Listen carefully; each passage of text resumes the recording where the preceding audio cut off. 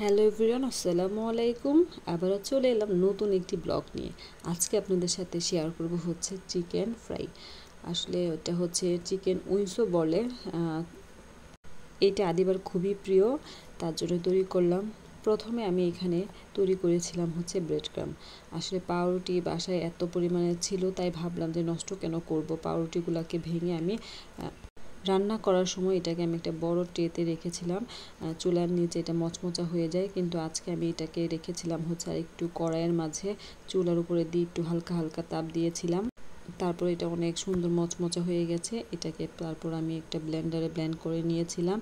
আর যারা আমার ভিডিওটা দেখবেন অবশ্যই সবাই লাইক, কমেন্ট এবং শেয়ার করে দিবেন।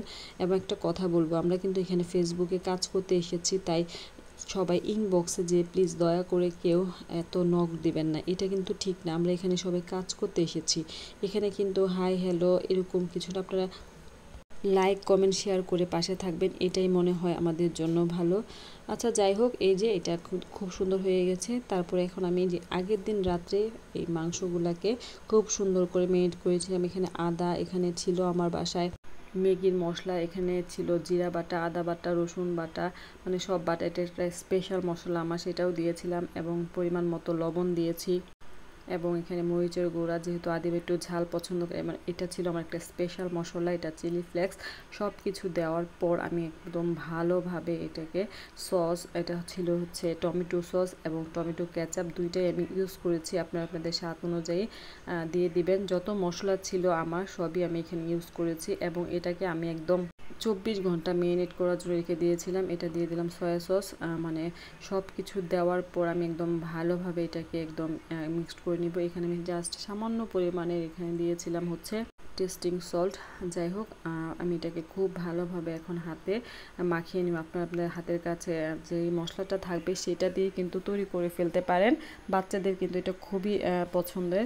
এটা কিন্তু বাচ্চারা খুবই পছন্দ করে। আবার এইভাবে কিন্তু আমরা চিলি ফ্লেক্স, মানে সরি, চিকেন চিলি উইংসও তৈরি করতে পারি। ভয়েস দেওয়ার সময় অনেক সময় কিন্তু ভুল ত্রুটি হয়ে থাকে, সবাই ক্ষমা করবেন। এখন আমি এখানে এই যে এখানে ময়দা এবং ব্রেডক্রাম এবং এখানে একটু মশলা দিয়েছি। সব মশলা, একটু পরিমাণ মতো লবণ দেওয়ার পর এখানে আমি এটাকে ভালোভাবে কিন্তু একটু মিক্সড করে নিতেছিলাম। আদিবা বলতেছিল যে আর একটু ঝাল দেওয়ার জন্য, সেই জন্য আমি এখানে আবার মরিচের গুঁড়া দিয়েছি। এখন আমার প্রিয় আপুর লাইভ দেখতেছিলাম এবং আমি কিন্তু এখানে আমার কাজটাও করতেছিলাম। আপুর লাইভটা মিস করতে চাইতেছিলাম না। যাই হোক, এখানে আমি এই যে রেখে দিয়েছি এখানে ব্রেডক্রাম, ময়দার গুঁড়াটা, আর এখানে ছিল পানি। আমি কিন্তু এখানে এখন কড়াইতে তেলটা হালকা একটু গরম করার জন্য দিয়ে দিয়েছি। এখন আমি এখানে একটা করে নিব এবং প্রথমে একটা কুট করব। কুট করার পর আমি কিন্তু এটাকে ভালোভাবে কুট করে একটু পানিতে দিয়ে দেবো, ঠান্ডা পানি। পানিতে দেওয়ার পর আবার এটাকে কোট করব।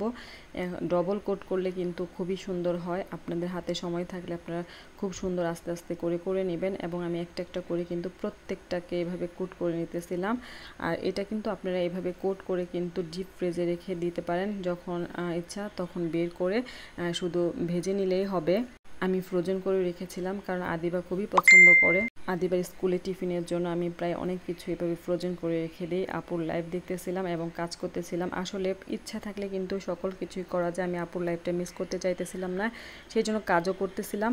এই যে আমার হয়ে গেছে, আমি 4টাই করেছি আর বাকিগুলো আমি ফ্রোজেন করে রেখে দিয়েছি। হ্যাঁ, যাই হোক, ওইদিকে কিন্তু আমি তেলটা বসিয়ে দিয়েছিলাম। দেখতেই কত সুন্দর লাগতেছিল। এখন আপনারা এটাকে নর্মাল ফ্রিজে রেখে তারপর ডিপ ফ্রিজে রেখে দিবেন একটা এয়ারটাইট বক্সে। যাই হোক, এখন আমার তেলটা কিন্তু দিয়ে গরম হয়ে গিয়েছিল। আমি বেশি একটা গরম করিনি, একদম একটু উষ্ণ উষ্ণ গরমের মাঝে হালকা হালকা করে দিয়ে দিলাম। এবং দেওয়ার পর আমি একটু সামান্য তাপ দিয়ে এটাকে হালকা হালকা করে ভেজে নিয়েছি। আস্তে আস্তে যত সুন্দর ভাজা হবে তত সুন্দর কিন্তু আসলে এটা মোচমোচা হয়। এই যে খুব সুন্দর করে আস্তে আস্তে করে ভেজে নিতেছিলাম। আসলে দেখা যায় যে রেস্টুরেন্টে তারা অনেক তেল দিয়ে তারপর এটা ভাজে। আমিও চেষ্টা করেছি রেস্টুরেন্টের মতো করার জন্য। মাশাআল্লাহ, আলহামদুলিল্লাহ, একদম রেস্টুরেন্টের মতোই হয়েছিল। যাই হোক, আমি এদিকে আপুর লাইভ দেখতেছিলাম এবং এখানে আমি কাজ করতেছিলাম। মনে যদি ইচ্ছা থাকে তাহলে কিন্তু সবই করা সম্ভব হয়। আজকে ভয়েস দেওয়ার সময় কেমন যেন একটা ওলটপালট হয়ে যাচ্ছিল। যাই হোক, আপনারা অবশ্যই ক্ষমার দৃষ্টিতে দেখবেন এবং কেমন হয়েছিল আপনারা অবশ্যই আমাকে কমেন্ট করে জানাবেন। আমার ভিডিওগুলো কেমন লাগে আপনাদের কাছে অবশ্যই আমাকে কমেন্ট করে জানাবেন। ভুল ত্রুটি হলে অবশ্যই আপনারা ক্ষমার দৃষ্টিতে দেখবেন। এই যে আস্তে আস্তে কালার চেঞ্জ হচ্ছিল, এই যে খুব সুন্দর হয়ে গেছে। এখন এই যে একদম ফুল হয়ে গিয়েছে, একদম মুচমুচে একটা ব্রাউন ব্রাউন কালার চলে এসেছে, দেখতেই কত সুন্দর লাগতেছিল। এই যে আমার প্রায় কাজ শেষ, এখন আমি এটাকে তুলে নিব। আমি এই যে আমার কাজ শেষ হয়ে গেছে। আসলে রান্না যে আমার কি পরিমাণে ভালো লাগে, আমি চেষ্টা করি যে একটা একটা করে প্রতিদিন মেয়েকে কিছু না কিছু তৈরি করে দেওয়ার জন্য। এই দিকে আমার 2জন প্রিয় আপু লাইভে ছিল, মিস করব না, সেই জন্য আমি কাজও করতেছিলাম আবার লাইভও দেখতেছিলাম। এই যে আমার চিকেন ফ্রাই রেডি। এখন আপনাদের পছন্দ অনুযায়ী সাজিয়ে নেবেন। আমি একটু জাস্ট এখানে তেমন কিছু করিনি, শুধু আমি যেখানে শসা দিয়েছিলাম এবং টমেটো সস এবং টমেটো কেচাপ দিয়ে পরিবেশন করেছিলাম।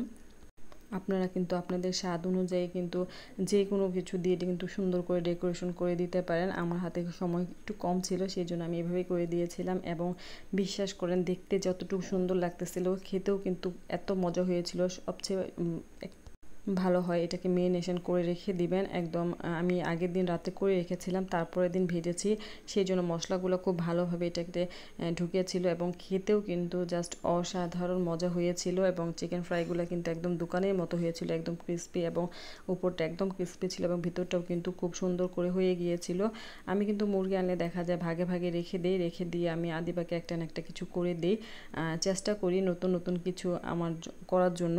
আর আসলে এটা নতুন না, এটা সবাই পারে, তারপরেও আমি আর কি করেছিলাম। এখন মেয়ের জন্য নিয়ে যাইতেছিলাম, মেয়ের মুখে হাসি দেখলেই বোঝা গেছে মেয়েটা কত খুশি হয়েছে। আসলে মেয়ে দুইটা আমার কলিজা, মেয়ে পেয়ে আমি অনেক অনেক অনেক খুশি। আলহামদুলিল্লাহ, সবাই আমার জন্য এবং আমার মেয়েদের জন্য দোয়া করবেন, আমার পরিবারের জন্য দোয়া করবেন এবং আমাকে সাপোর্ট করবেন। ভিডিওগুলো ভালো লাগলে কিন্তু আপনারা অবশ্যই আমাকে সাপোর্ট করে যাবেন। এই যে আমার মেয়ে তো অনেক খুশি, সে প্রাইভেট থেকে এসে পড়তে বসেছিল এবং খেয়ে তো সে অনেক খুশি, সে এগুলো খুবই পছন্দ করে এবং আমিও রান্না করতে ভালোবাসি। যাই হোক, নেক্সট ভিডিওতে আবার আপনাদের সাথে দেখা হবে, সে পর্যন্ত ভালো থাকবেন সবাই। আল্লাহ হাফেজ।